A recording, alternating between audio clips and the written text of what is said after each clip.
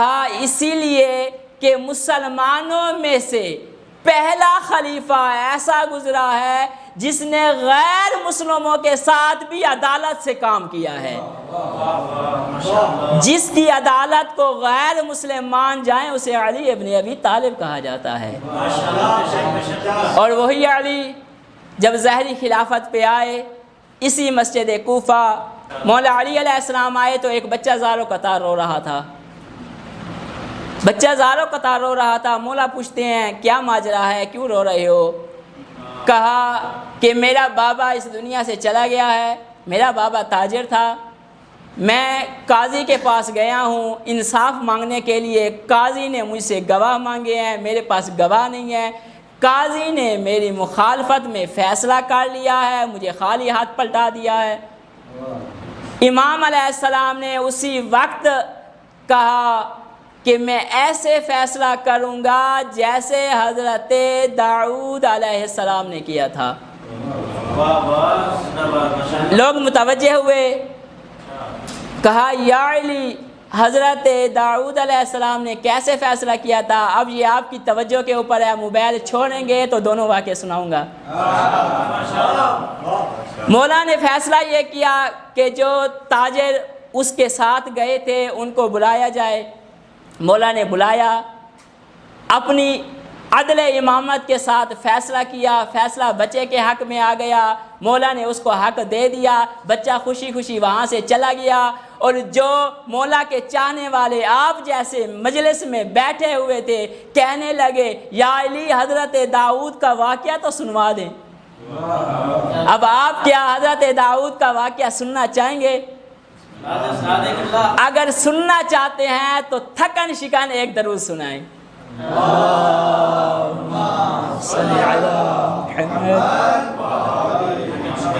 مولا امام علی علیہ السلام اب حضرت داؤد علیہ السلام کا واقعہ سنانے لگے کہ حضرت داؤد سفر کر رہے تھے یا ایک بستی کے قریب سے گزرے، وہاں پر بچے کھیل رہے تھے، تو اسی کھیل کے دوران بار بار ایک بچے کو ماتت دین ماتت دین ماتت دین کہہ کر پکارتے تھے۔ حضرت داؤد تھے، نبی اللہ تھے، حکیم تھے، جیسے ہی یہ لفظ سنا وہاں پر بیٹھ گئے، بچے کھیلتے رہے، نبی خدا بار بار دیکھتے رہے کہ ایک ہی بچے کو ماتت دین کہہ کر پکارا جا رہا ہے۔ بچے جب کھیل کر تھک گئے تو اب حضرت داؤد علیہ السلام نے اس بچے کو بلایا، کہا کہ تمہارا نام ماتت دین کس نے رکھا ہے؟ وہ بچہ کہنے لگا میری ماں نے میرا نام ماتت دین رکھا ہے۔ کہا اپنی ماں کو بلاؤ، اس کی ماں کو بلایا گیا، کہا یہ بتا اس بچے کا نام تو نے ماتت دین کیوں رکھا ہے؟ کہا میں نے نہیں رکھا، اس کے باپ نے رکھا ہے۔ حضرت داؤد نے کہا اس کے باپ کو بلاؤ، کہا اس کا باپ اس دنیا سے رخصت ہو گیا ہے۔ کہا اگر اس کا باپ رخصت ہو گیا اس دنیا سے تو کیسے اور کس حالت میں اس دنیا سے گیا ہے؟ اب اس کی ماں واقعہ سنانے لگی، چونکہ میرا شوہر ایک تاجر تھا، وہ تجارت کی غرض سے سفر پر گیا تو وہاں پر اس کو کوئی بیماری لاحق ہوئی، وہ اس دنیا سے چلا گیا، تو اس نے پیغام بھیجا کہ میری بیوی حاملہ ہے، اسے جا کر پیغام دے دینا، جب بچہ پیدا ہو اس کا نام ماتت دین رکھنا۔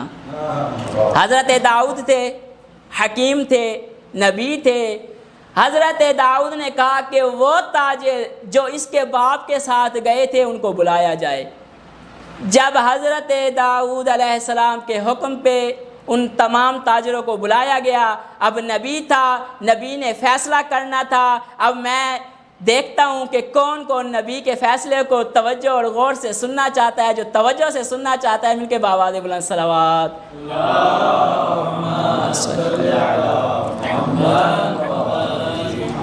حضرت داؤد نے خیمہ نصب کیا، افضل رئیسی صاحب ایک شخص کو بلایا، کہا کہ یہ بتاؤ جب آپ ایک شخص کے ساتھ تجارت کی غرض سے گئے تھے، وہاں پر کیا معاملہ پیش آیا؟ اس شخص نے کہا کہ ہم چونکہ اس بندے کے ساتھ تجارت کے لیے گئے تھے، اس کو خسارہ بہت زیادہ ہوا، نقصان ہوا، جس کے صدمے کی وجہ سے وہ بندہ اس دنیا سے رخصت ہو گیا۔ حضرت داؤد نے اسے مغرب کی طرف نکالا، پھر دوسرے بندے کو بلایا، کہا کہ جب آپ نے فلاں بندے کے ساتھ تجارت کی تھی، اگر اپنی باتیں چھوڑیں گے تو انشاءاللہ آپ کو لطف آئے گا۔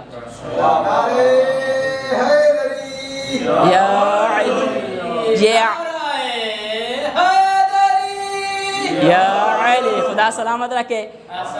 دوسرے بندے کو بلایا، کہا بتاؤ جب آپ تجارت کی غرض سے گئے تھے کہ فلاں بندے کے ساتھ کیا معاملہ پیش آیا؟ تو اس نے کہا کہ وہ بندہ راستے میں مریض ہو گیا تھا، بیماری کی وجہ سے وہ بیماری میں ہی اس دنیا سے رخصت ہو گیا۔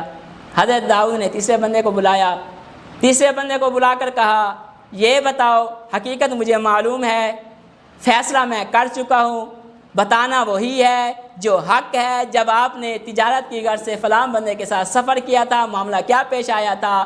اب وہ تیسرا بندہ کہنے لگا اے نبی خدا، آپ حقیقت جانتے ہیں، مجھ سے پوچھ رہے ہیں، اگر آپ خود حکم دیتے ہیں تو میں بتا دیتا ہوں۔ چونکہ یہ تاجر تھا، تجارت کی غرض سے گیا تھا اور اس کو بہت زیادہ پرافٹ ہوا، ہم لوگ اس کے ساتھ حسد کرنے لگے، ہم نے مل کر پلان بنایا، اس کے مال و اسباب کو اپنے درمیان تقسیم کر لیتے ہیں اور اس کو قتل کر دیتے ہیں۔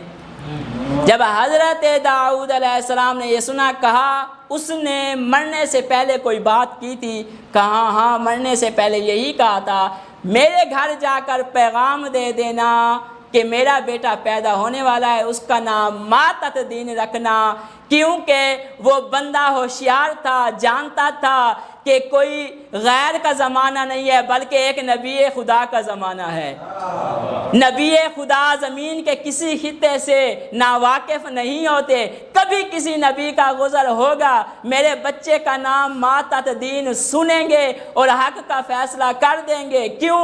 جب اس نے اس بچے کا نام ماتت دین رکھا تھا، یہی سوچ کر رکھا تھا اگر دنیا میں کسی کے اوپر ظلم ہوتا ہے، حق غصب ہوتا ہے، دین صفائے ہستی سے مٹ جاتا ہے۔ اور اس نے یہی سوچ کر اس کا نام ماتت دین رکھا، یعنی دین اس دنیا سے اب مر گیا ہے کیونکہ ظلم ہوا ہے، حق اور انصاف نہیں ملا۔ اور اسی فیصلے کی بنیاد پر علی مولا نے مسجد کوفہ میں سب سے پہلے فیصلہ اس بچے کا اسی انداز میں کیا کہ قاضی وقت کو بھی معلوم ہو گیا گواہ کسے مانگنے چاہیے، کس سے نہیں مانگنے چاہیے، اور مولا نے اپنی عدالت سے فیصلہ کیا۔ کتنا خوش نصیب ہے اے شیعہ علی، تجھے وہ امام ملا ہے جو میدان جنگ میں دشمن کے بھی اگر پر خچے اڑاتا ہے تو عدالت کے ساتھ اڑاتا ہے۔ یا علی، اور تاریخ میں یہ واقعہ موجود ہے، جب ایک دشمن علی اسی نجف میں مولا کے پاس آیا تھا، کہا علی اٹھ، تو میرے ساتھ مقابلہ کر، تو نے میرے 200 بندوں کو قتل کیا ہے، آج میں تیرے مقابلے میں آیا ہوں۔ تلوار ذوالفقار نہیں بلکہ 2 انگلیاں اٹھی تھی اور اس کے سر پہ علی مولا نے انگلیاں ماری اور کہیں اور سے نکل گئی۔ رات کا ٹائم تھا جب وہ واصل جہنم ہوا، اور حرم کا جو متولی تھا، پریشان تو نہیں ہو گئے؟ سلامت رہے، اس کی وضاحت ہو گئی، آپ سمجھ گئے ہیں، ماشاءاللہ سعادت ہے۔ آپ کو معلوم ہے آپ کے جد نے کہاں کہاں سے پرخچے اڑائے تھے۔ سامعین محترم، علی مولا نے اس کو 2 حصوں میں تقسیم کیا۔ اب صبح کا ٹائم ہوا، پولیس جو حرم کا خادم تھا اس کو پکڑنے کے لیے آ گئی۔ بھئی حرم خالی ہے، تو نے اس بندے کو قتل کیا ہے، کوئی تھا نہیں، لہذا اس کو گرفتار کر کے لے جایا گیا۔ اب علی کے چاہنے والا تھا، علی کے ماننے والا تھا، علی کے توسل کا قائل تھا، ساری رات روتا رہا، کہا یا علی اتنا عرصہ ہو گیا ہے آپ کے حرم کی خدمت کرتے ہوئے، آپ کے زائرین کی خدمت کرتے ہوئے، صلہ مجھے یہی ملا ہے کہ کسی اور نے قتل کیا ہے اور مجھے پھانسی دی جا رہی ہے۔ روتا رہا، روتے روتے نیند میں چلا گیا۔ ابھی نیند میں جانا تھا کہ مولا علی علیہ السلام نے فرمایا اے میرا خادم جب قاضی فیصلہ کرنے لگے تو قاضی کو فقط یہی کہہ دینا آپ اس کے دونوں ٹکڑوں کے درمیان وزن کریں، اگر تھوڑا سا کم یا زیادہ ہو جائے سمجھ لیں قاتل میں ہوں، اگر برابر ہو تو قاتل علی ہے۔ وہ علی